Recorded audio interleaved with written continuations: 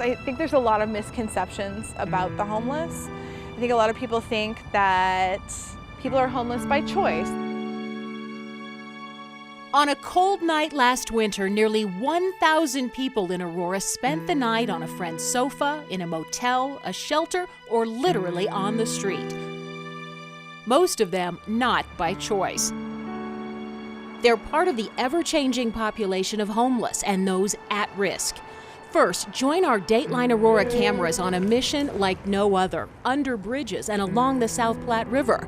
It's a rare chance to see these hidden homes and meet those committed to helping. Outreach, we got supplies, hygiene, first aid, hello. I don't like knowing that that's home for someone. Then, how do you go from being a military veteran to a corporate hotshot to homeless in a matter of months? You'll hear this woman's stunning story.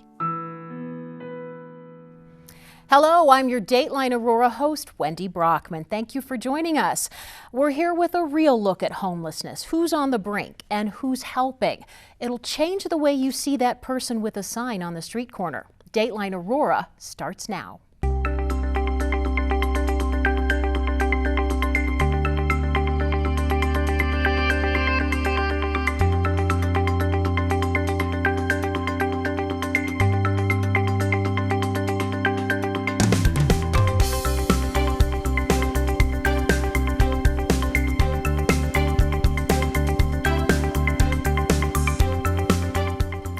It's no secret, we've seen it, our neighbors with no place to call home. Our economy's improving and unemployment is the lowest in a decade, but there's a flip side. With rising home values, higher rent fees, and an all-time low vacancy rate for rentals, affordable housing is hard to find. It's a concern here in Aurora, across Colorado, and the nation. What if you lose your job or find one that pays a lot less than your previous one? Some of our veterans are returning home to find they can no longer pay the bills. And this may surprise you, many young adults are suffering. 1 out of every 6 homeless people in Aurora is between 18 and 24 years old. So what is our city doing about it? Honestly, a lot. I'm joined by 2 people who are in the know. James Gillespie is the passion behind Comitas Crisis Center, Aurora's only homeless shelter. And Signe Makita is a community development planner with the City of Aurora and author of many of our neighborhood plans. Welcome to both of you. Thank you, Pat. What does homelessness look like right now in our community, James? Well, you know, if you go home right now and you Google homeless man or homeless person, what's going to pop up generally is that middle-aged man, unshaven, dirty face. You can imagine what he smells like. And the reality is, many of the members in the Aurora community, many of our friends and neighbors are only 1 paycheck away.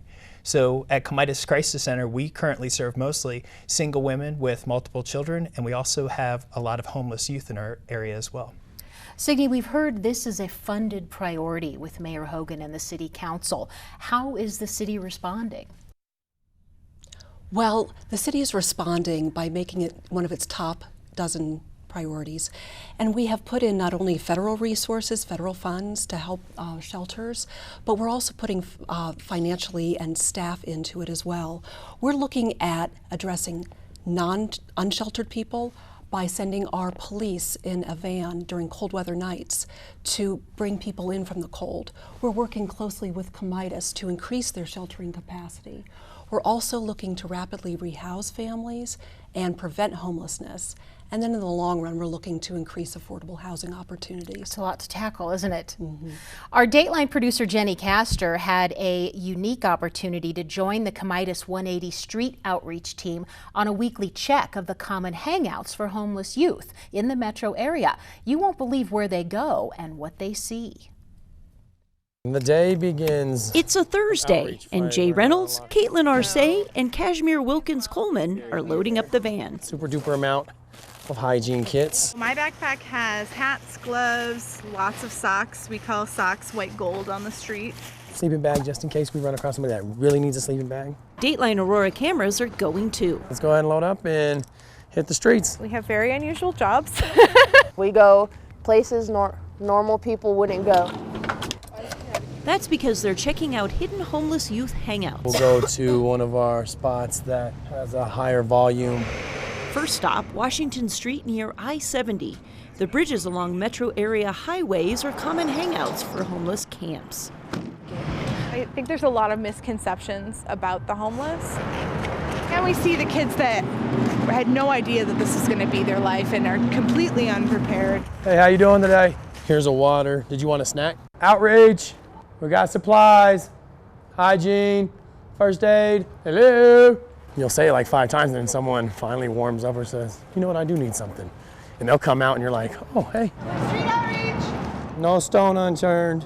Some of them I can see myself, if I was on the streets, I would be okay living there. And so that one felt really uncomfortable. It was damp and dark and scary. It was scary.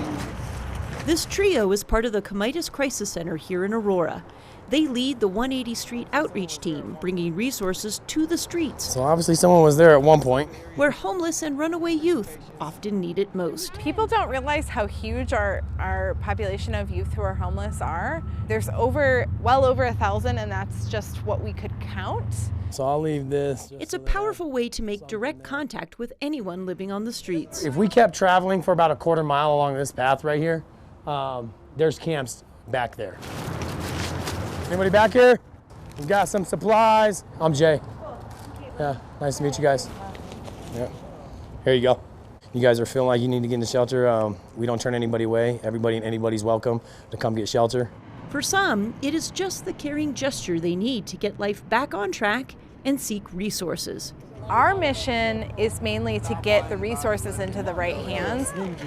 It worked for Kashmir. She was homeless just last year and is now a peer counselor with Comitas. It's like you look at me and I tell you like my full life story, which is pretty traumatic, and everywhere I've lived, and then you see like I'm a happy person for the most part. There is no one face of homelessness. People could have been homeless for a night or a year, and we still honestly can't tell. Many Aurora homeless youth travel to Denver to spend the day. This group goes there too. Hey guys, street outreach. They help out a whole lot. At the end of this day, trust has been earned and dozens of lives helped. Having a heart and a passion to do this, it's not a job, it's really a calling. It's a beneficial job because you get to help a lot of people. It's just so tragic to see that. So how do you really gauge the numbers and the need out there? Well, there's a survey done every year in Aurora and across the metro area called Point in Time. And as we talk, we're going to show statistics from the most recent results to help get a better grasp of the issue. So, James, what is the survey? The Point in Time survey happens in communities all across the country. And for our Colorado-based community, it's Denver and the metro area. And basically, volunteers go out, and they go out to every homeless shelter in the Denver metro area, as well as hit the streets. And they have a very simple survey, and it's a self-report. And the homeless report back to us, what are your greatest needs? How large is your family? Why are you homeless? And how long have you been homeless? So how does this help the city to have this information, Signe? Well, what we find out is we try to tailor our programs and our funding towards the populations that need it. Although we want to make sure, for instance, 2/3 of our homeless are within families with children. So we do have a lot of programs geared towards families. However, we do want to make sure, for instance, that we have also funded programs for our single adults, the ones that are chronically homeless. We saw when we were showing some of those statistic terms like doubled up or at risk. What does that mean? Well, doubled up is not a roommate situation. The family or the household is not on the lease, and they can be kicked out at any time. So what you're seeing is essentially couch surfing. Doubled up might also mean that you may be in several locations throughout a month. You might be unsheltered one day, in a motel the next, and then staying with a family or friend who may kick you out. None of it is stable. No. So Comitas was at 96% capacity last year. That's right. 50,000 shelter nights. How is the city helping you guys cope with that? Can I tell you, the city of Aurora has been a partner. A real partner. So if anyone's ever skeptical about government, they hear something's a priority and that's all well and good, but the next question is usually, hey, is it a funded priority. And at least from the Comitas side, we're happy to see that the city is putting some real meat on the bones when it comes to addressing the needs of the homeless here in our community. Helping to, for example, the Comitas shelter has capital needs. It's an older building, all the way to helping with services. The city's partnered from the mayor to the city council to the incredible staff who work really hard.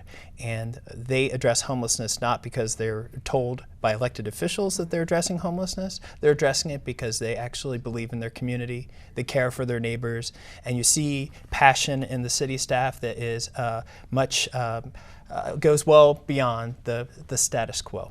Signe, you were saying rent is up 20%? It's amazing. That's crazy. It has gone to $900 for a one-bedroom, almost $1,200 for a two-bedroom. That's higher than some people's mortgage. Sure.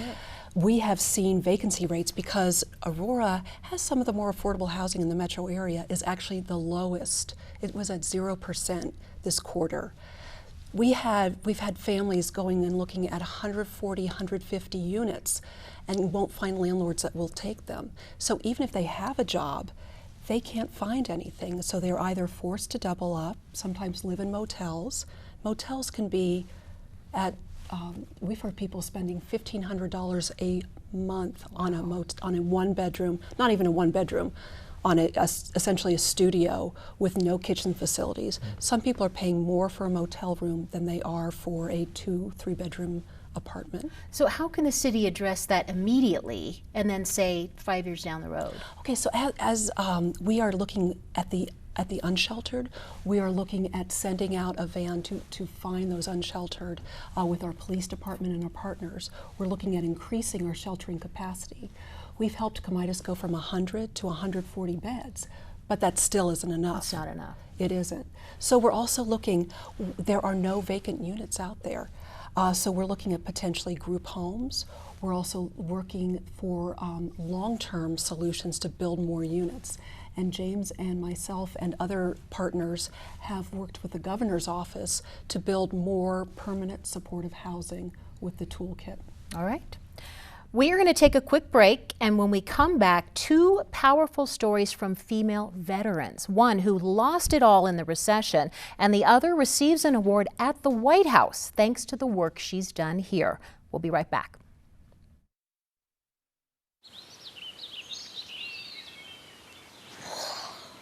Oh, look, a redhead.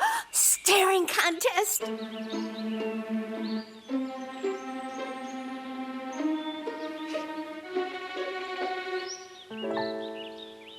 You still got it. I know. Come alive with the forest. The dad was cute. You were looking right at us. Visit discovertheforest.org to find a forest near you. Welcome back. This is Dateline Aurora. We're digging deep into the real issues of homelessness. It impacts all of us, and many are teetering on the brink as we speak. Surprisingly, those who've sacrificed to serve our country are falling into this category. 12% of Aurora's homeless are veterans, and that's the case across the metro area.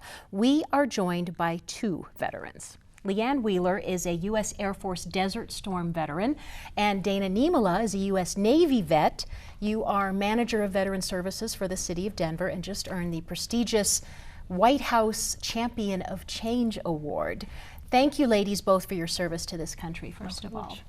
Leanne, you were a defense contractor for Raytheon, top of the corporate ladder, and then it all came crashing down. What happened? All true. The recession happened, quite frankly, and over time, I just didn't do a very good job of stewarding the well-earned income that I was making. The bottom fell out, and when I went to engage systems to get back on track, I found some difficulty doing so. It doesn't take long, does it? That No, surprises it people, I think, to hear that. It was surprising to me, as a matter of fact. So if you don't have that little bit of a nest egg and then things turn, you have nothing. You have nothing. So where are you now? I now have the privilege of owning my own businesses, actually, and I'm working in the outreach veteran space, partnered with some of the folks here on the panel, as a matter of fact. It's been a slow road to recovery. I certainly don't enjoy the lifestyle I used to enjoy. But I am hopeful that we can get some changes in place so that not only I recover fully, but those who are transitioning have the same type of opportunities that I have. You're just not what you would think of as falling into the homeless category. Do people need to open their eyes and realize this affects everyone? Absolutely, Wendy. Actually, James hit it on the head. As I was traversing the systems that were in place, I learned quickly that they were in fact looking for a certain profile, not only of veteran, but of homeless veteran. And so a lot of what I encountered was they were brick walls that I had to overcome, and saying, listen, I'm not that profile. I had a living, a good living. I'm not addicted to anything. I'm not, I don't have alcohol abuse problems, drug abuse problems. I simply ran out of money. And so what I need to have happen now are these things. And the way the systems were set up, they couldn't accommodate those things as they were aligned for the typical profile of homeless veteran. And so I wasn't able to take advantage of the majority of the programs that are in place for veterans currently. Wow, I bet there are a lot of other people, exact same situation. True. So Dana, we don't really have boundaries with this issue. It's not an Aurora issue or a Denver issue, it's metro-wide. So tell us about the work you do in Denver that helps all veterans. It's interesting, Leanne mentioned not looking like the typical homeless veteran, and I think the diversity of our population is something that people don't really understand, and that includes a geographic diversity. The individuals that we're seeing at the Denver County Veterans Service Office come from the 7-county metro area, and thankfully we're in a position to be able to serve all of those who come in seeking services from us. It really is boundaryless, very customer focused, because we recognize that not everybody meets that profile of what you think a homeless individual or a veteran looks like. And so all of our services are geared towards meeting the individual where they are and then customizing the case management and the services around that to meet their individual needs and what the individual identifies as their priorities. So help us understand the needs of a veteran returning home. It's really varied. When it comes to returning home, it depends on what you mean. If it's coming back from war, the services are going to be reflective of reintegrating with the community. If it's returning home to a home they haven't had in a while because they've been chronically homeless, those services are going to look a lot different. Very highly customized. I think the most important thing to know is that the Denver metro community as a whole really rallies around the homeless veterans around the metro area. And there's a multitude of services and a lot of entry points for it. And so what I'm really proud of the work that the City and County of Denver is doing through their Veterans Service Office is connecting all of those dots. We don't own the solution to this particular problem. But what we do have, what the strength of our solution to the problem is in the strength of our partnerships with our fellow agencies, nonprofit organizations, the City of Aurora, Comitas Crisis Center, Volunteers of America is a huge partner of ours in really rallying all of these resources together to meet the need so that the veteran doesn't have to be wandering around trying to figure out where to go next. So Leanne, have you seen that support out there for you and your fellow vets? And so now, in fairness, my experience and journey is about 7-8 years old. So there's been a significant change. And so I will call out, actually, the Homeless Veteran Reentry Program. There's been a change in leadership in Dana's purview. There's been changes in the programmatics. I believe that had I had that particular program to access in the beginning, my experience would have been different. And so I think it took us a while as a community to unravel what needed to happen, get the right people in place, those who knew what to look for and how to create partnership. And so we're seeing more of that now, absolutely. What do you think we need to still do? I think we need to pull in private sector and as an underutilized resource, and the faith community, quite frankly, as an underutilized resource. And so we've not done a very good job, I think, as a community, and that's all of us, not certainly the people who are looking at the problem now, but currently, but as a society, we don't have the public will to solve this problem. And so the Denver Foundation actually just launched a public will campaign. I have the privilege of serving with that body. How do we engage faith? How do we engage private sector?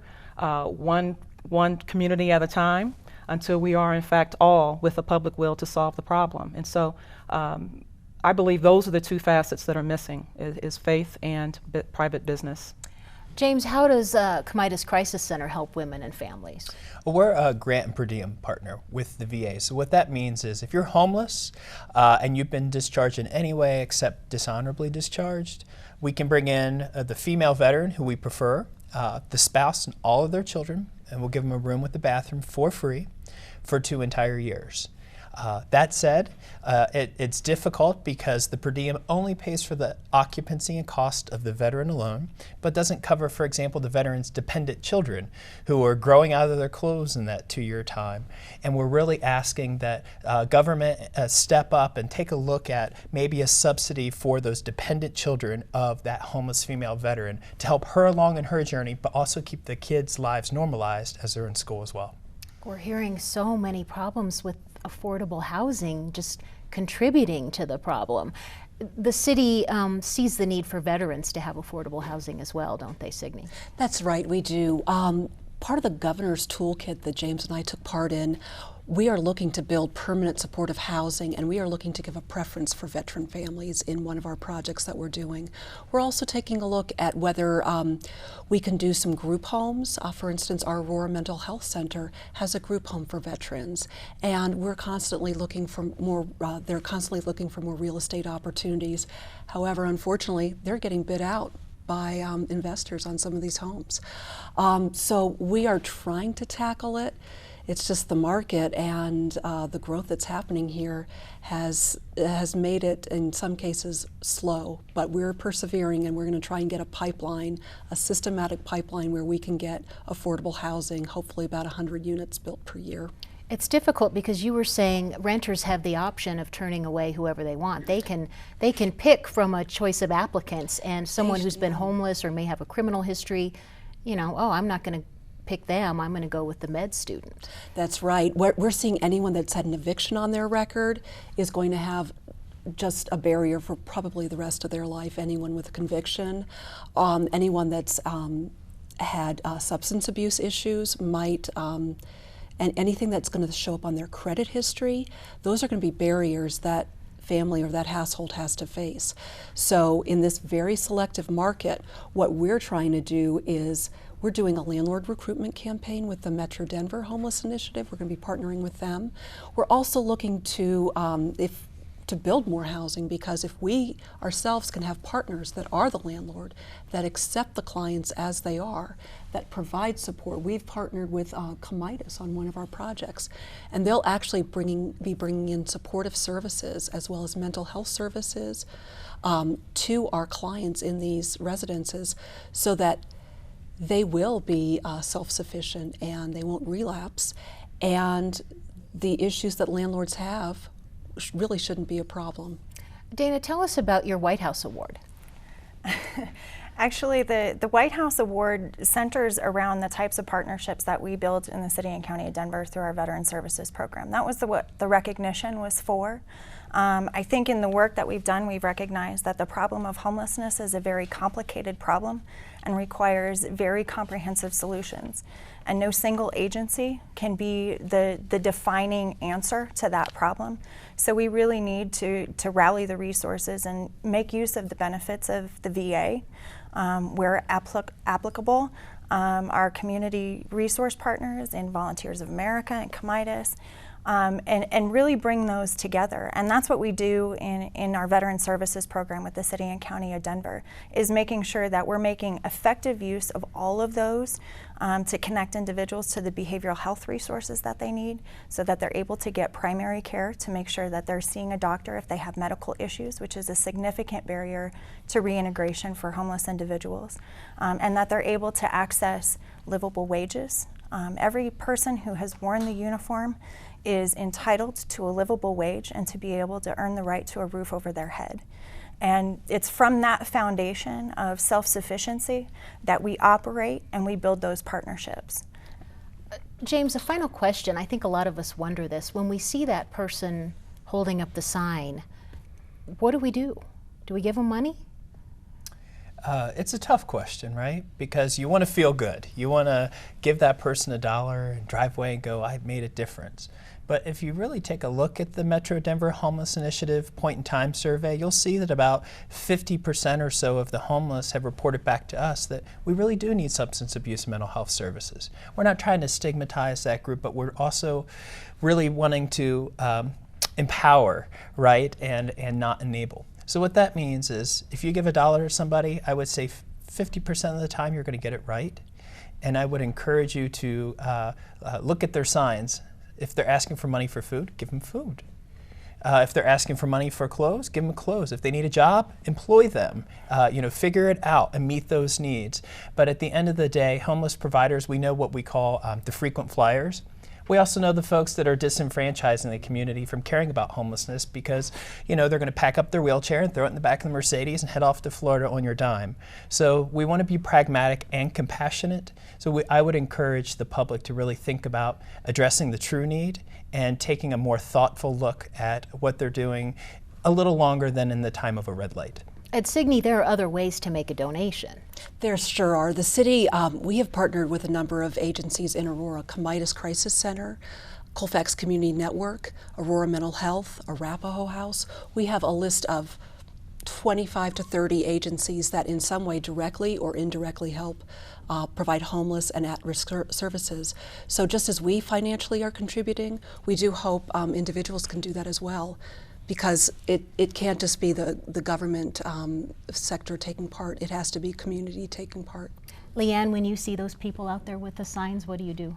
I'll tell you that I read the signs. Do you? And I am very aware if I've seen them before. And so I roll down the window and ask, what is it that you need? Where did you sleep last night? Where do you plan to sleep tonight? Is this money going to be used toward that or something else? There was one woman that I've seen in the same place for a couple of days in a row. I had not seen her before. And so this particular day I asked her, have you eaten? And so she said she had not, and so I went and brought her lunch. Now with that, I brought her what I would eat.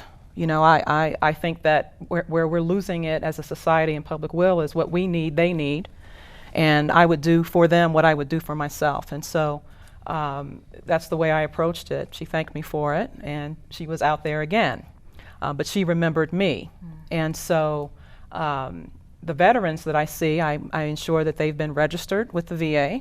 If they don't know if they qualify for benefits or not, I refer them to 3030 Downing Street. If they're not sure of their discharge status, I actually refer them to the City and County of Denver, to the HVRP program, give them the address. And if I see them again, I ask them how that went. And so there's some level of mutual accountability I've taken on as a private citizen and having found myself homeless, and as a compassionate human being, to say, I see you have need. If I can give you something that will meet that need, I'm happy to, and if I cannot, I'll refer you to where you might get it. And I think we all have a role to play there. How has all this changed you? I get weepy thinking about it. I am no longer the same person. Yeah. How could you be? I'm not. You've seen a side of life that must be terrifying. I'll tell you the irony of it, Wendy, is that when I was living the corporate life, my other life, I was leading homeless ministry for my church. And I didn't have any sense of what was really happening. I didn't know where they came from. I didn't know where they went. It was something I did 2-3 days out of the month. It wasn't until it happened to me that it changed me. Well, we're glad that you've come out the other side and now can share your wisdom with all of us, as you guys have done here today. Dana, James, Signe, and Leanne, thank you so much for an honest conversation. Thank you all for being here. Dateline Aurora plans to continue this discussion in the months ahead on tap long-term housing solutions from Governor Hickenlooper's homeless initiatives. That's all for this edition of Dateline Aurora. Be sure to watch us online and on the web at youtube.com/The Aurora Channel.